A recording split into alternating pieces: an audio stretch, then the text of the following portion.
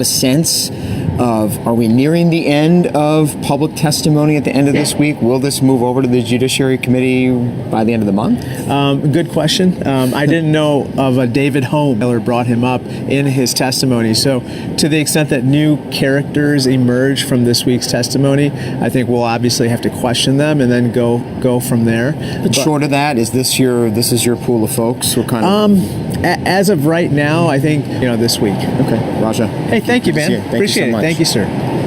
All right, Devin Dwyer with that interview right there. I want to go back to Devin and Kira, who are both on Capitol Hill. And guys, I have to ask you, after listening to that interview and sort of knowing what we expect today from the testimony, do we know why Democrats started with Ambassador Taylor and George Kent? They said they were the star witnesses, but when you listen to a lot of the interviews now and you read a lot of the testimony from what we expect to hear from both witnesses today, you almost wonder why they didn't start with these stronger witnesses who actually were on the call.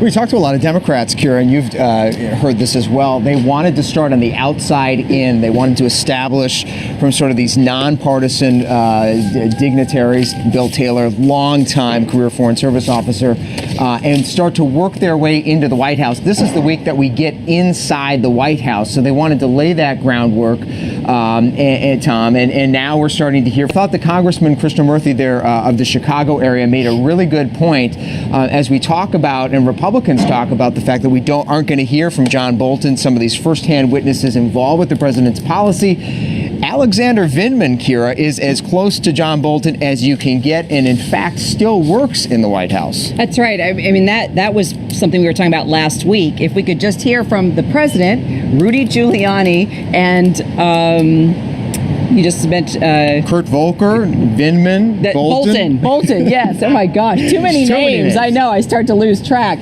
That would make quite an impact. And now the president putting out this little tease about, oh well, maybe I'll submit a written statement. He also said that about the Mueller investigation, and he didn't do that. But I think I wanted to ask you, and I think Tom laid it out as well. Are we going to be having Thanksgiving dinner, watching more impeachment hearings, or could this come to a wrap? I mean, there obviously could be more surprises. David Holmes was a surprise. Yeah, a headline there, Tom. The bulk of the witnesses in this probe are this week. Sounds like we could be nearing an end. Okay, we have actually Josh Bolton on the phone right now, and he has something he wants to tell to Kira. His quote is, "How dare you, Kira Phillips? Forget who he is." But no, we're just joking there.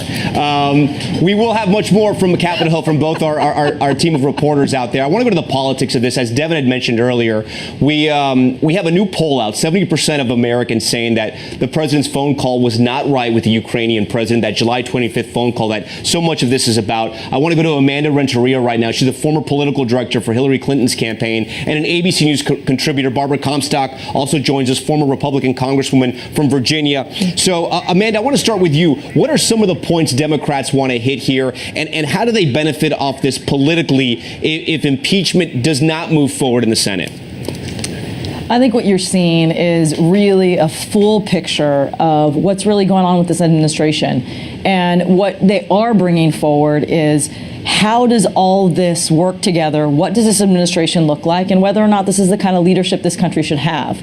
I think it's much bigger than politics, and you're beginning to see that, hear that from the witnesses themselves. And that's really what these last couple of days have been, is really having career politicians or career experts talk about what's going on and why this